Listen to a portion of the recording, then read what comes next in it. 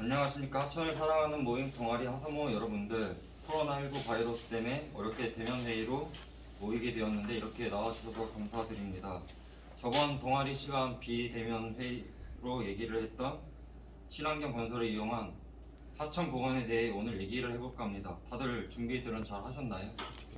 우선 오늘 준비한 조들이 친환경 댐에 조사한 1조와 광주 산 근린공원에 대해 조사한 2조, 그리고 콜롬비아 배후 하수처리장을 조사한 3조, 마지막으로 어도에 대한 조사한 4조. 이렇게니까 먼저 1조인 친환경 댐 조부터 발표를 시작해볼까 합니다. 저는 댐에 대해 조사해보았습니다. 댐은 홍수를 예방해주고 필요한 물을 안정적으로 사용하기 위해 물을 저장해주는 등의 용도가 있지만 환경 파괴라는 큰 문제점이 있습니다. 이를 통해 우리는 친환경적인 댐을 건설할 필요가 있습니다. 그중 붓댐 건설을 통해 수직 생태계 개선을 하는 방법이 있는데요.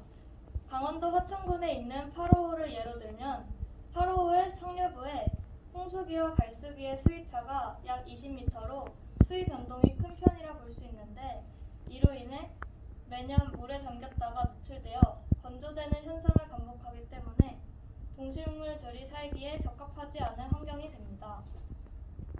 붓댐은 이러한 수위 변동이 큰 호수에서 생물 서식처 개선을 위한 방안으로 호수의 상류 일부를 구획하여 붓댐으로 나누고 물을 가두어 두면 갈수기에도 물이 채워져 있어 건조되지 않으므로 수생 동식물의 좋은 서식처가 됩니다.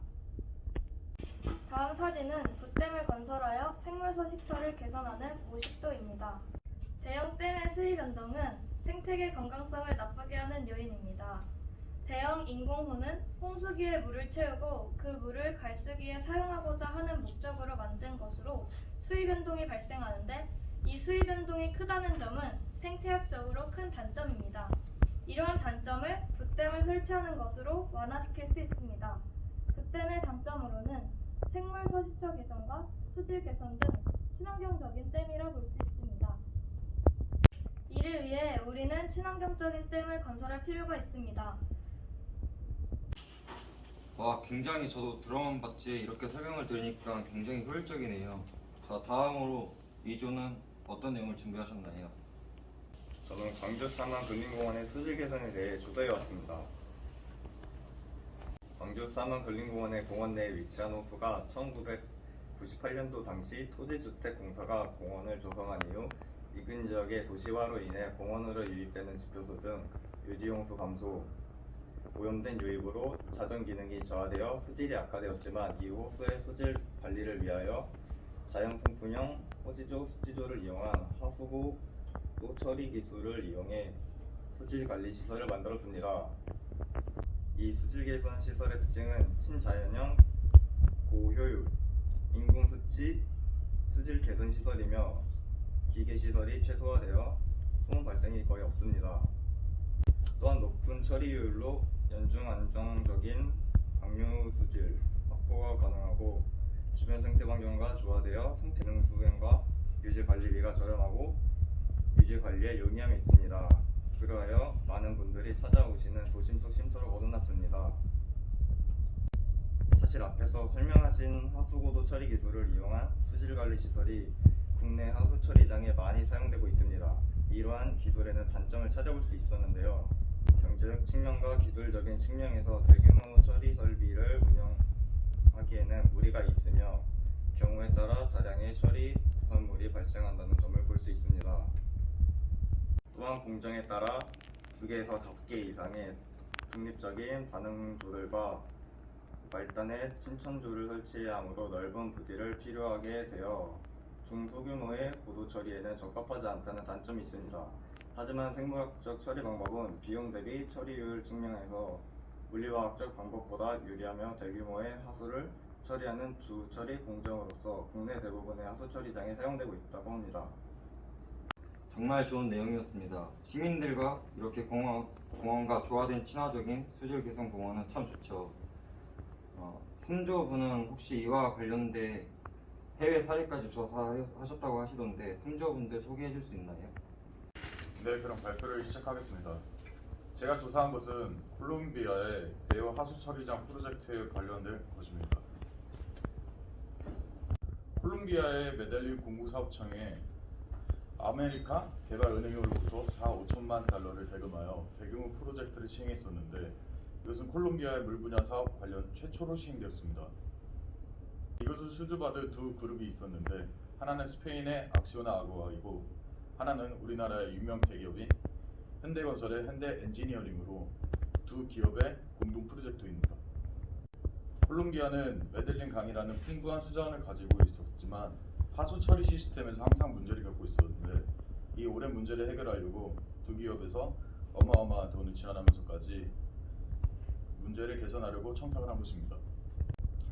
이뿐만 아니라 이 공동 프로젝트를 통해 누릴 혜택들은 세 가지로 요약할 수 있습니다. 첫째, 강물 정화를 통해 강 주변의 소유물과 부동산 가치가 제고될 것이고 더 큰 규모의 경관 및 도시 개발이 가능해질 것이라 전망되고 강물 정화는 강 하류를 따라 늘어선 마을과 가정에게 공급되는 음용수 오염을 감소시킴으로써 공공보건의 질을 향상시켜줄 것입니다. 둘째, 강 오염 감소는 악취를 제거할 뿐만 아니라 그에 따라 수처리 플랜트와 강 주변 지역 여가 시설 개발이 증가할 것이며 셋째, 하수처리장 건설 프로젝트로 인하여 지역 사회에 약 1,200개 가량의 일자리가 공급될 것이라는 전망을 비추고 있어서 정말 어마어마한 기대 효과가 있습니다. 와, 뉴스로만 이렇게 보기만 했었는데 정말 대단한 프로젝트였군요. 다들 정말 많이들 준비하셨네요. 마지막으로 이제 4조 어도를 준비하신 4조분 말씀해 주세요. 네, 제가 조사한 어도는 사람들이 세운 댐이나 하구뚝과 같은 인공 구조물로 인해 서식지가 단절된 물고기들이 쉽게 이동할 수 있도록 만든 생태 통로입니다. 어도 조성 과정은 다음과 같습니다. 충분한 기초 자료의 수집 및 분석, 적절한 설계 조건의 설정, 어도 위치, 어도 형식의 결정, 지속적인 모니터링을 통해 조성됩니다. 저는 대표적인 4가지 종류의 어도를 소개하려고 합니다. 계단식 어도, 아이스 하버식 어도, 도벽식 어도, 버티컬 슬러식 어도 이렇게 4가지가 있습니다. 우선 계단식 어도는 간단한 구조와 간편한 시공으로 쉽게 유지하고 관리할 수 있는 장점이 있으나 유황이 고르지 못하여 일부 물고기만 사용할 수 있다는 단점이 있습니다. 두 번째, 아이스 하버식 어도는 물이 넘치는 원리벽과 비원리벽을 가지고 있기 때문에 어도는 유량의 변화가 크지 않고 회귀하는 어류가 휴식할 수 있는 공간이 있습니다. 하지만 계단식보다는 복잡한 구조로서 시공이 어렵다는 단점이 있습니다. 세 번째, 도벽식 어도는 어도 안에서 흐름을 유도하는 벽을 지그재그로 만들어 물의 흐름을 완만하게 한 형식으로 되어 있고 간편한 구조로 시공이 쉬우나 빠른 유속으로 수심 확보가 어렵습니다.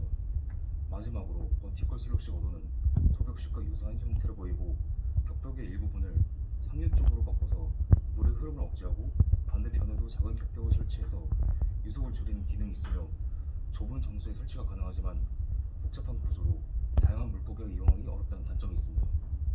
네, 지금까지 1, 2, 3, 4 4조의 발표들 정말 감명 깊게 봤습니다. 이상으로 친환경 건설에 대한 토론을 마치겠습니다. 다들 힘든 상황에서도 다들 잘 모여주셔서 감사하고 고생하셨습니다. 이상으로 마치겠습니다.